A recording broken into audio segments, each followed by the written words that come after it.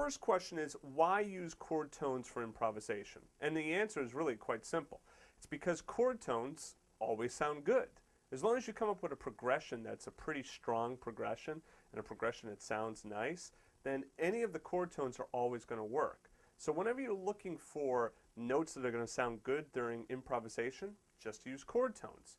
But there are some tricks that we're going to talk about later, like adding tensions, right, and then passing chords that make it sound better than just, you know, playing 3 notes of a triad over and over and over again. Okay, so when you want to sit down and improvise, and you're taking a look at a piece of music, or, you know, let's say you have a 1 chord, a 4 chord, and a 5 chord. Always start first. Like if you look at that and you're thinking, wow, how do I begin to improvise over that? Just start by using just your chord tones.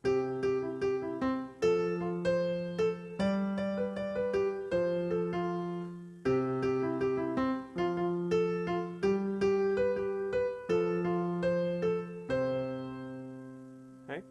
So you want to really get to know those chord tones very well. Now that is a very simple example. I just played the roots in the left hand, okay, and I just did simple notes in the right hand, just the notes from the triad. Now, as far as which rhythm did I use, well, I can come up with any rhythm that I want to.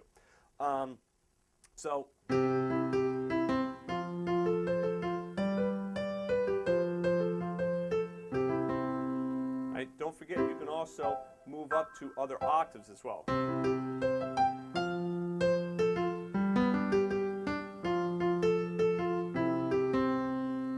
Sounds almost kind of Latinish.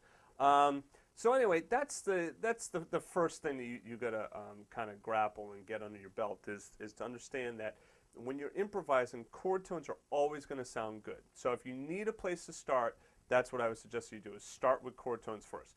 Like I said, that was pretty, you know, those are some simple examples. We're going to branch out into some stuff that's much more complicated than that as we go along. So I'll see you in the next chapter.